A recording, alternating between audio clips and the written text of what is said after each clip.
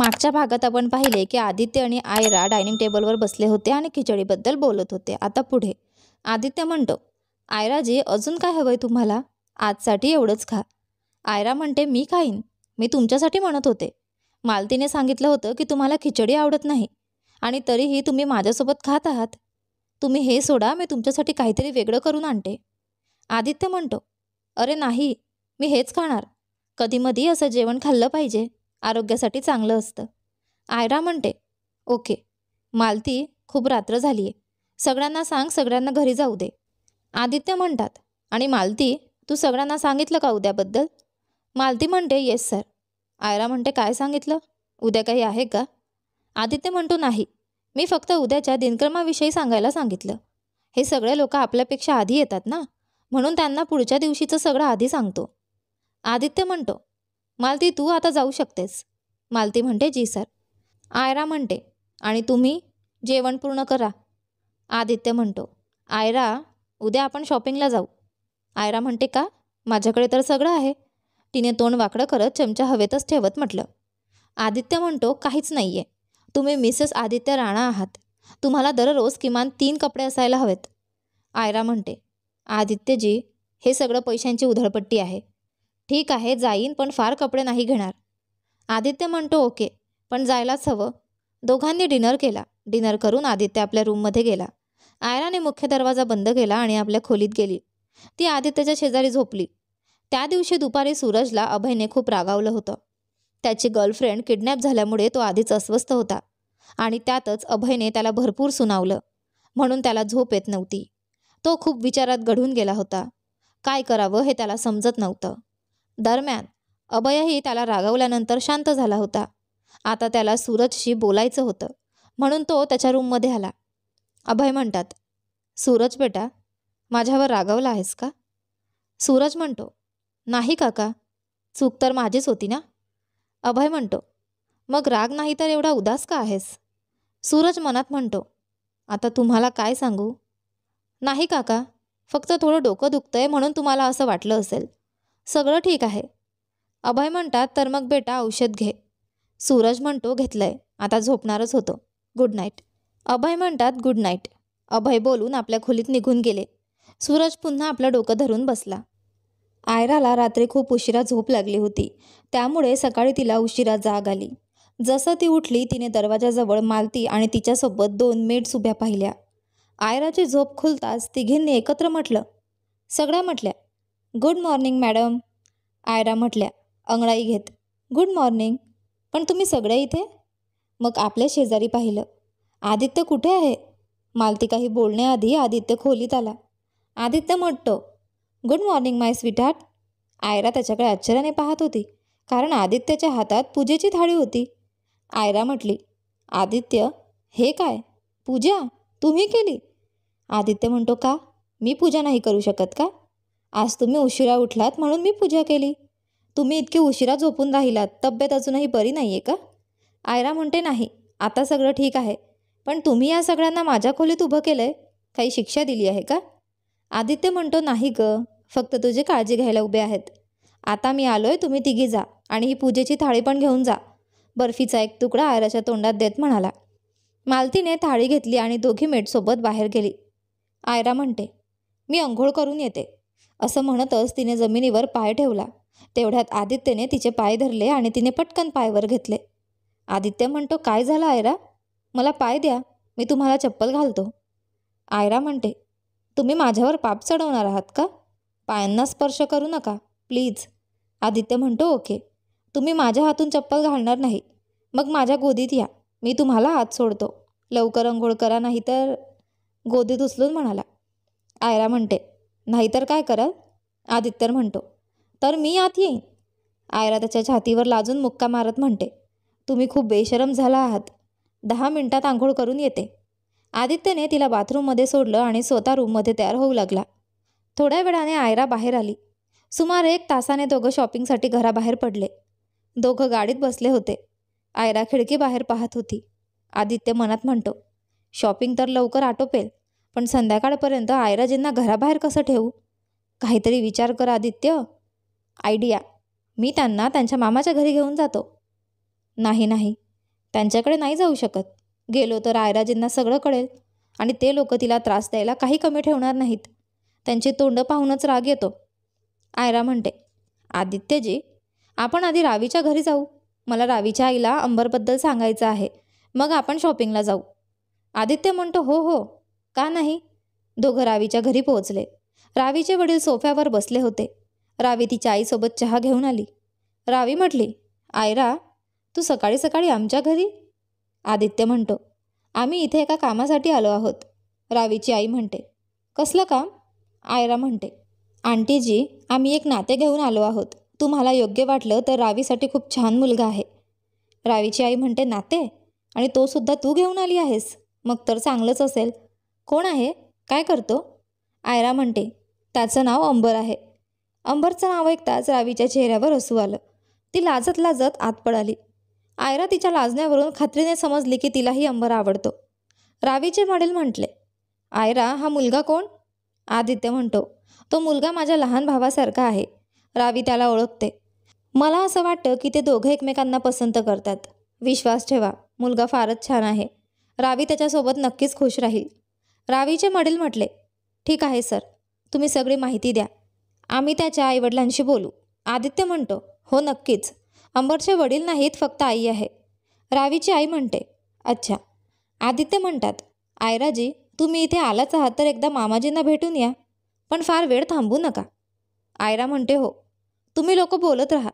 आदित्य तिला जाऊ द्यायचा नव्हता, पण इथे आल्यावर आयरा सारखी तिच्या घराकडे पाहत होती, म्हणून त्याने तिला जाऊ दिलं. आणखी एक कारण होतं, त्याला रावीच्या कुटुंबाला आमंत्रण पण द्यायचं होतं. आयरा तिच्या घरी गेली. आदित्य म्हणतो, आज संध्याकाळी तुम्ही तिघं आमच्या घरी या. सगळी चर्चा तिथे करा. त्या घरात रावी लग्नानंतरही शिक्षण पूर्ण करू शकते. रावीचे वडील म्हटले, हो सर, आम्ही नक्की येऊ. जर आमंत्रण नाही मिळालं असतं तरी आलो असतो, कारण आज आयराचा वाढदिवस आहे. आदित्य म्हणतात, पण आयराला याबद्दल काही माहीत होऊ देऊ नका. मी तिला एक सरप्राईज द्यायचं ठरवलं आहे. आयरा नाराज चेहरा घेऊन परत आले. आदित्यने समजून घेतलं आणि रागाने मुठी घट्ट केली. आदित्य म्हणतो, ओके, आपण निघूया. चला आयराजी. दोघं घराबाहेर पडले. आयराच्या डोळ्यात अश्रू होते. आदित्यने तिला जवळ घेतलं. आदित्य म्हणतो, शांत व्हा. मला माहिती होतं, मी कितीही प्रयत्न केला तरी तुमच्या डोळ्यात अश्रू येतातच. आयरा म्हणते, कारण हे तर सगळं नशिबात लिहिलंय. कुठे ना कुठेतरी यावं लागतंच. आदित्य म्हणतो, तुम्ही गेलात. काय झालं? काय म्हणाले तुमचे मामा? आयरा म्हटली, काही नाही. भेटायलाही दिलं नाही. दरवाजातूनच परत पाठवलं. आदित्य म्हणतो, चला, मी तुम्हाला तुमच्या घरी घेऊन जातो. आयरा म्हणते, नाही मामाजी, ठीक आहे, मला नाही जायचं. आपण शॉपिंगला जाऊ. आदित्य म्हणतो, ओके. दोघं गाडीत बसले आणि निघाले. थोड्याच वेळात मॉलमध्ये पोहोचले. कपड्यांच्या दुकानात आयरा कपडे पाहत होती. ती प्रत्येक साडी आणि सूट स्वतःवर धरून आदित्यला विचारत होती. आदित्य ठीकठाक आहे असं म्हणून नकार देत होता आणि ती पुन्हा दुसरे कपडे निवडत होती. आयरा म्हटली, आदित्य, हे ड्रेस कशी वाटते? एक ब्लॅक गाऊन दाखवला. आदित्यला राग आला. आदित्य म्हणतो, तुमच्याकडे काही नीटचे ड्रेस आहे का नाही? आयराजी म्हणते, दुसऱ्या दुकानात जाऊ. त्याने तिचा हात पकडून दुसऱ्या दुकानात नेलं. तिथे एक pink with golden mix lehenga तिला आवडला. आयरा म्हटली, आदित्यजी, मला हा खूप आवडला. आदित्य म्हणतो, ऐका, हा लेहंगा फिटिंग करून द्या माझ्या बायकोसाठी. शॉपवाला म्हणतो, सॉरी सर, हा आधीच विकला गेलाय. मॅडम, तुम्ही दुसरा पहा, बरेच आहेत. आदित्य म्हणतो, हॅलो, तुम्हाला माहिती आहे का तुम्ही कोणाशी बोलत आहात? माझ्या बायकोला हा आवडलाय, तर तिने तोच घ्यायचा. मी याच्या दुहेरी किंमतीला तयार आहे. शॉपवाला म्हणतो, सॉरी सर, ज्यांनी घेतलाय त्यांनी पेमेंट केलं आहे. तुम्ही त्यांच्याशीच बोला. आदित्य म्हणतो, ओके. तेवढ्यात तिथे सूरज आला. सूरज म्हणतो, माझा लेहंगा पॅक करून द्या. शॉपवाला म्हणतो, सर, या मॅडमला हा लेहंगा आवडला आहे. त्या तुमच्याशी बोलू इच्छित आहेत. आदित्य त्याच्याकडे रागाने पाहू लागला, पण सूरजशी काय बोलावं हे त्याला सुचत नव्हतं. सूरज म्हणतो, मिस्टर आदित्य, मिसेस आयराजी, मला माहीत आहे तुम्ही आमच्यावर रागावले आहात. त्यासाठी मी पुन्हा माफी मागतो. अंबरभाईचा अपघात माझ्या कारमुळेच झाला होता. I am sorry. आदित्यला खूप राग आला होता, पण आयराने त्याचा हात धरून शांत केलं. आयरा म्हणते, जे झालं ते झालं. तू चूक मान्य केलीस ही चांगली गोष्ट आहे. आदित्यजी, आपण दुसऱ्या दुकानात जाऊ. आदित्य म्हणतो, चला. सूरज म्हणतो, ऐका, तुम्हाला हा लेहंगा हवा होता ना? घ्या, माझ्याकडून फ्री. गिफ्ट समजा किंवा माफीनामा समजा, जे तुम्हाला योग्य वाटेल. आदित्य म्हणतो, नाही, आम्ही मोफत काही घेत नाही आणि अपरिचितांकडून गिफ्ट्स नाही घेत. आयरा म्हणते, आदित्यजी, राग सोडा ना. मला हा लेहंगा आवडतो आणि हे अज्ञात थोडीच आहेत. हा तर तुमच्या बिझनेस क्लायंटचा मुलगा आहे.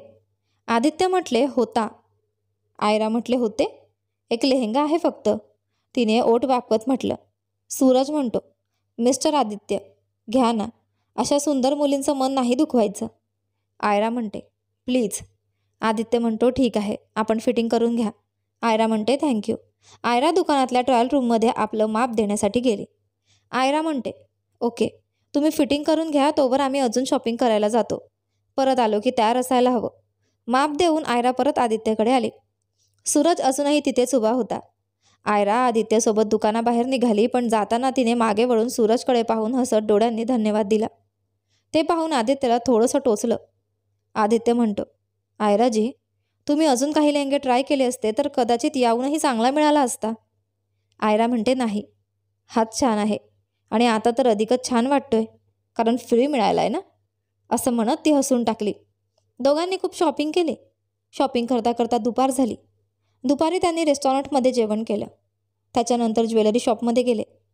तिथे आदित्यच्या सांगण्यावरून आयराने एक नाजूक डायमंड नेकलेस घेतला. आणखी काही दागिने घेतले. दुपारी 3 वाजता आदित्य तिला पार्लरला घेऊन गेला. तिथे 2 तास लागले. 5 वाजता आयरा पार्लरमधून बाहेर आली. आदित्य तिला पाहून एकटक पाहतच राहिला.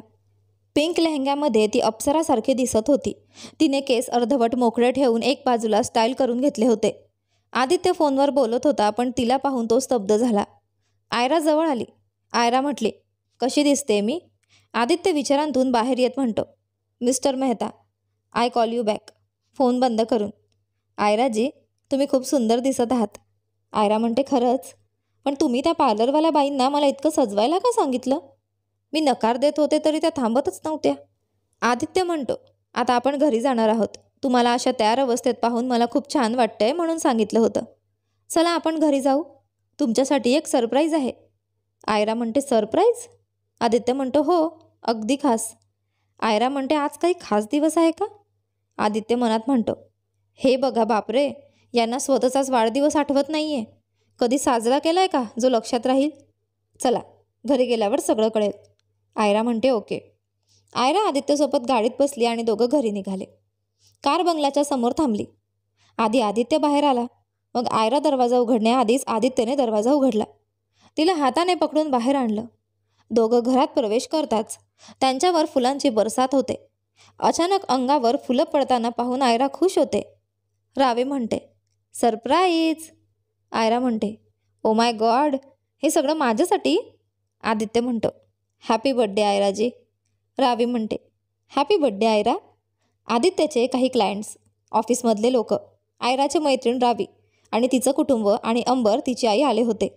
सगळ्यांनी एकत्र येऊन वाढदिवसाच्या शुभेच्छा दिल्या. सगळं घर आनंदाने भरून गेलं. आदित्य म्हणतो, थँक्यू सो मच.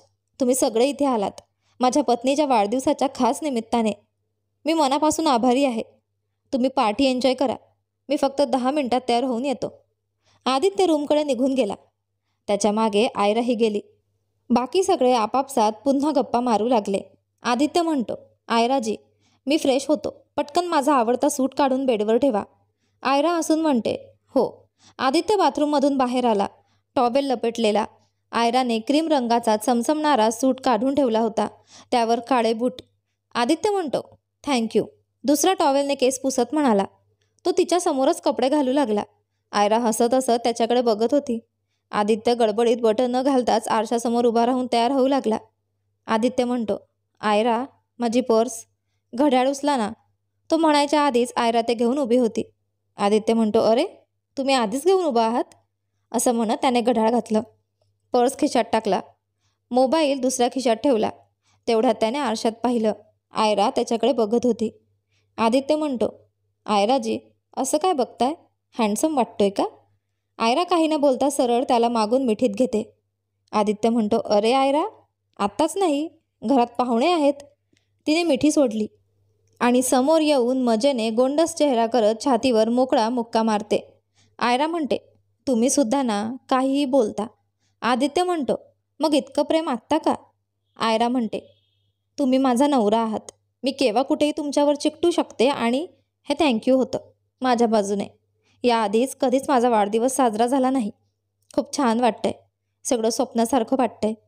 आदित्य तिच्या कापडावर हलकं मारून म्हणतो, हे स्वप्न नाही, सगळं वास्तव आहे. आयरा म्हणते, हो, चला आता बाहेर, असं म्हणत पावलं टाकते. तेवढ्यात आदित्य तिचा हात पकडून जवळ ओढतो. आदित्य म्हणतो, आयराजी, थँक्यू बोलायला येत नाही का? आयरा गळ्यात हात घालून म्हणते, अच्छा, नीट सांगते थँक्यू, पण आत्ताच नाही, पार्टीनंतर. आदित्य म्हणतो, नाही, मला आत्ताच हवंय. आयरा म्हणते, डोळे बंद करा. आदित्य म्हणतो, लिप टू लिप. आदित्य हसत डोळे बंद करतो. आयरा त्याच्या गालावर हलकं मारते आणि लगेच दरवाजाकडे धावते. आदित्य म्हणतो, आयरा, हे चुकीचं आहे. आयरा म्हणते, माझे लिपस्टिक खराब होईल, चला आता बाहेर. आदित्य म्हणतो, नवऱ्याचं हृदय तुटलं तर चालेल, पण लिपस्टिक खराब नाही झाली पाहिजे. चला, तुम्हाला नंतर पाहतो. तो जवळ येऊन स्वतःच तिच्या गालावर किस घेतो आणि दरवाजा उघडून हॉलकडे जातो. आयराने केक कापला. केक कापेपर्यंत हॅपी बर्थडेचा गोंधळ संपूर्ण घरात होत होता. तिने सर्वात आधी आदित्यला केक खाऊ घातला. आदित्यने थोडासा खाऊन आयरालाही खाऊ घातला. त्यानंतर आयराने सगळ्या आपल्या जवळच्या लोकांना केक दिला. आदित्य म्हणतो, लेडीज अँड जेंटलमॅन, मी पुन्हा एकदा सांगू इच्छितो, मला खूप आनंद होतोय की तुम्ही सर्वजण माझ्या पत्नीच्या वाढदिवसाच्या निमित्ताने इथे उपस्थित आहात. आज मी अजून एक खास घोषणा करतो आहे. हा जो माझा लहान भाऊ अंबर, आज त्याचे नाते पक्क झालं आहे. माझी साडी रावीसोबत. हे ऐकताच संपूर्ण घरात टाळ्यांचा गजर झाला. सगळ्यांनी त्यांना शुभेच्छा दिल्या. सर्वांच्या शुभेच्छांनंतर रावी आणि अंबरच्या चेहऱ्यावरची लाज आणि आनंद स्पष्ट दिसत होता.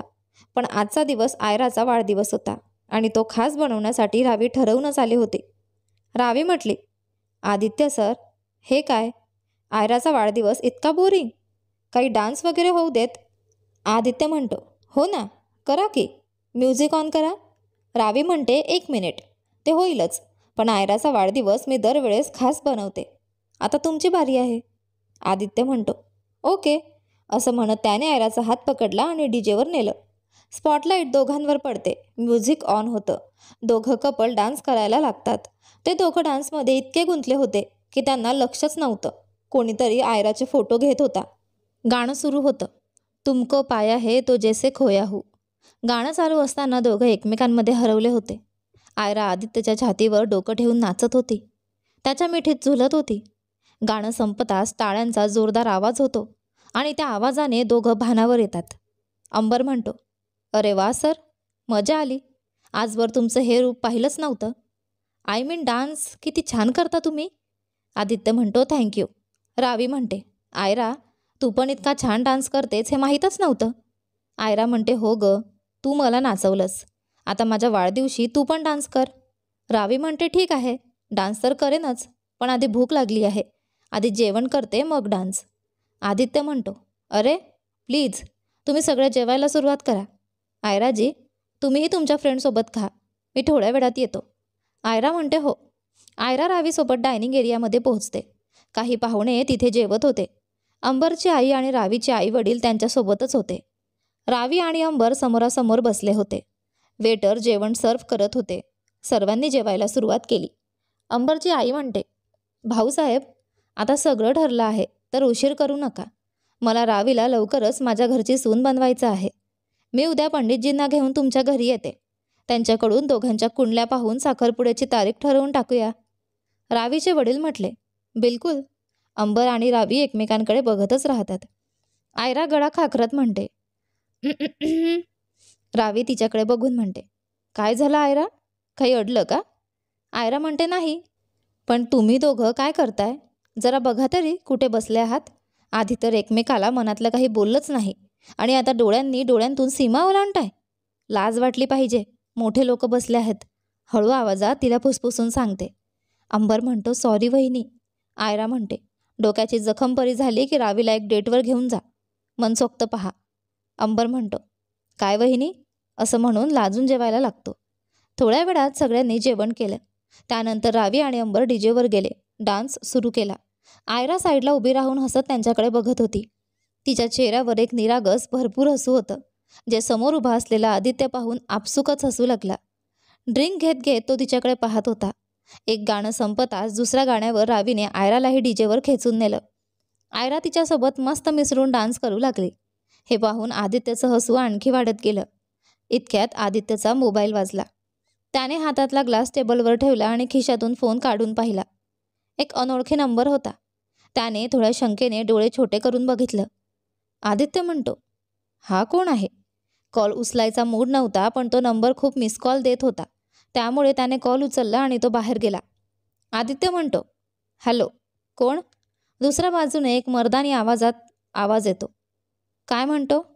आदित्य म्हणतो, हे तर मला विचारायचं आहे. काय म्हणायचं आहे? का फोन केला आणि तुम्ही कोण? दुसऱ्या बाजूने, ओळख महत्त्वाची नाही आहे. इतकंच समजून घे. तुझी बायको खूपच सुंदर आहे आणि मला सुंदर माणसं फार आवडतात. त्यांना मिळवण्यासाठी मी काहीही करू शकतो. हे ऐकताच आदित्यचा राग अनावर झाला. त्याने मूठ घट्ट केली आणि बोलला, तुझ्यात दम असेल तर माझ्यासमोर येऊन नाव सांग आणि माझ्या बायकोला हात लावायचा विचार तरी कर. दुसऱ्या बाजूने म्हणतो, अच्छा, चॅलेंज आहे का? आदित्य म्हणतो, शट अप. तू जो कोणी असशील, जर माझ्या बायकोला काही केलं ना, तर मी तुझा असा हाल करीन की तुला तुझ्या जन्माचा पश्चाताप होईल. दुसऱ्या बाजूने, अच्छा, बघूया. तुझी बायको पिंक लेहंग्यात फारच सुंदर दिसते. असं म्हणत फोन कट केला. आदित्य म्हणतो, हॅलो हॅलो. फोन कट झालेला पाहून त्याने घाईने आवाज दिला, आयराजी. तो घाबरत आत येऊ लागला. तेवढ्यात त्याने घराच्या बाहेर सूरजला उभं पाहिलं. तो आपल्या गाडीत बसत होता. आदित्य म्हणतो, हा इथे काय करतोय? सूरज कार घेऊन निघून गेला. त्याला कल्याणीने जे सांगितलं होतं तेच त्याने केलं होतं. त्याचं काम फक्त आदित्यच्या घरासमोर उभं राहून त्याला दिसणं इतकंच होतं. आदित्यला सूरजवर संशय येऊ लागला. तोच का कॉल करणारा होता? शंका वाढली, कारण त्यानेच आयराला 60,000चा लेहंगा फुकट दिला होता. तो घाबरत आत गेला. आत गेल्यावर त्याने पाहिलं, आयरा आणि रावी सोबत बसून आईस्क्रीम खात होती. आदित्यच्या चेहऱ्यावर चिंतेच्या रेषा स्पष्ट दिसत होत्या. आयराने ते दुरूनच ओळखलं. आयरा म्हटली, एक्सक्यूज मी. ती आदित्यजवळ येते. आदित्यजी, काय झालं? सगळं ठीक आहे ना? आदित्य म्हणतो, हो, सगळं ठीक आहे. आयरा म्हणते, ओके, मग चला माझ्यासोबत. जेवण करून घ्या. आदित्य म्हणतो, आयराजी, मला भूक नाही. मी नंतर खाईन. त्या कॉलनंतर त्याला खरंच काही खाण्याची इच्छा उरलेली नव्हती. पार्टी संपेपर्यंत आदित्य आयराच्या सोबतच राहिला. एक क्षणही तिला एकटी सोडलं नाही. यानंतर पुढे काय झाले ते पहा आपल्या या कथेच्या पुढच्या भागामध्ये. तोपर्यंत तुम्हाला आजचे दोन्ही भाग कसे वाटले कमेंट करून नक्की सांगा. तुम्हाला कथा आवडत असेल तर व्हिडिओला लाईक करा. तुम्ही चॅनलवर नवीन असाल तर सबस्क्राईब करा आणि हो, नोटिफिकेशन बेल नक्की दाबा, जेणेकरून येणाऱ्या पुढील व्हिडिओची अपडेट तुम्हाला सर्वात आधी मिळेल. धन्यवाद.